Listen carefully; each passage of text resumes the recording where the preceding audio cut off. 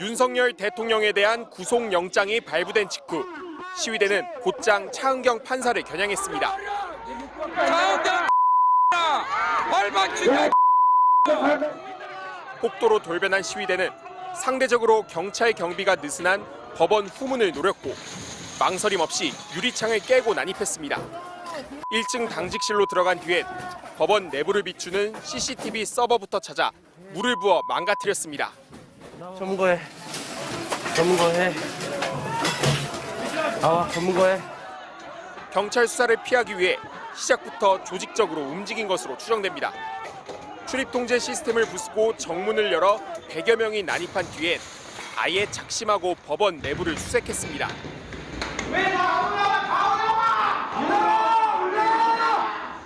누군가 지시를 내리고 여기에 동조하며 폭도들이 덮친 곳은 영장 전담 판사의 집무실에 있는 서부지법 7층이었습니다.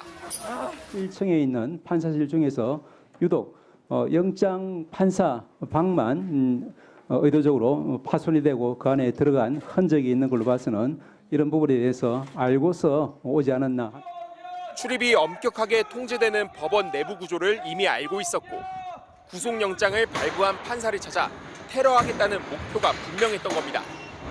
다만 당직 법관이라 윤 대통령 구속영장을 발부한 차은경 판사의 집무실은 9층이었고 폭도들이 덮치기 전 미리 법원을 빠져나간 걸로 전해졌습니다.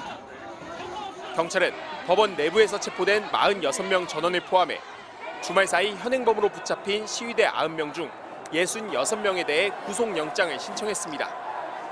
폭도가 된 이들 90명은 10대부터 70대까지 연령대가 다양했는데 특히 20대와 30대가 절반을 넘었다고 경찰은 밝혔습니다. MBC 뉴스 김지성입니다. 구속영장 발부에 반발해 서울 서부지법에 난입한 시위대는 다음 공격 대상으로 대놓고 헌법재판소를 찍었습니다. 다음은 헌법재판소야!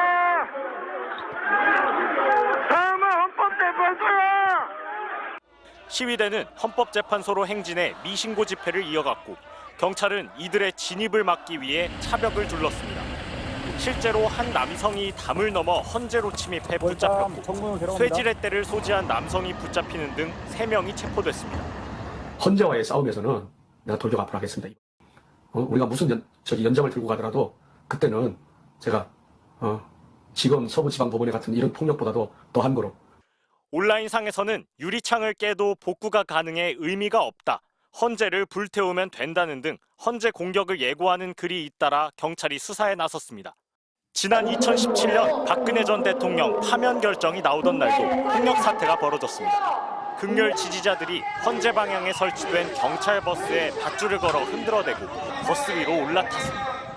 심지어 경찰 버스를 탈취해 차벽을 들이받아 대형 스피커가 떨어져 70대 남성이 숨지는 등 폭력 시위 과정에서 4명이 숨졌습니다. 경찰과 집회 참가자 30여 명이 다쳤지만 폭력 시위를 주도한 정광용 박사모 회장은 징역형 집행유예를 선고받는 데 그쳤습니다. 이번 서부지법 폭동이 헌법재판소에 대한 위협으로 이어지지 않으려면 강력한 처벌이 필요하다는 지적이 나옵니다. 특히나 이번 서부지법 폭동 사태는 거리 시위를 넘어 법원에 침입해 판사를 해치려는 시도까지 있었던 만큼 법치주의를 전면 부정하고 있다는 우려가 나옵니다. 현장에서 그런 불법 난동을 벌인 사람들을 예외 없이 전부 다 엄하게 형사 처벌하는 것이 필요하고 또 뒤에서 이런 행위들을 교사하는 거죠. 선동한 사람들도 다 엄하게 처벌을 하면. 헌법재판소는 이번 사태와 관련해 심판정 보안 강화 방안을 마련하고 경찰에는 외곽 경비 강화도 요청했다고 밝혔습니다. MBC 뉴스 송정훈입니다. 사상 초유의 법원 폭동 사태에 조희대 대법원장은 긴급 대법관 회의를 소집했습니다. 조 대법원장 취임 이후 첫 긴급 회의입니다. 30년 이상 법관 생활을 이어온 대법관들에게도 이번 사태가 충격이었습니다. 법치주의에 대한 전면 부정일 뿐 아니라 헌법기관 전체에 대한 부정행위일 수 있기 때문에 굉장히 심각한 사안으로 봐야 된다, 이런 말씀들이 있었고, 특히 이번 사태가 마지막이 아닌 시작이 돼서는 곤란할 거라며 불법과 폭력은 결코 성공할 수 없다는 분명한 메시지가 전달되어야 한다고도 강조했습니다. 극단적인 행위가 일상화될 경우에 우리나라가 존립할 수 없다는 그런 걱정들을 많이 피력을 했습니다. 대법관들은 회의 후 내놓은 입장문에서도 법원은 사회 질서를 유지할 수 있도록 하는 최후의 보루라고 강조하면서 결과에 불만이 있다고 폭력적 수단을 동원해 법원을 공격하는 건 국가의 정상적인 기능을 마비시키고 기본권 보장에 심각한 장애를 초래한다고 경고했습니다. 윤 대통령 탄핵 심판을 진행 중인 헌법재판소 역시 강한 우려를 표했습니다. 헌재는 법치주의 부정이자 중대 범죄로 규정한 법원 행정처장의 입장을 전적으로 지지한다고 했습니다. 일선 법관들도 충격에 빠졌습니다. 한 현직 판사는 판사 집무실인 법원 청사까지 침입해 쳐들어오는 건 상상조차 못했다고 했습니다.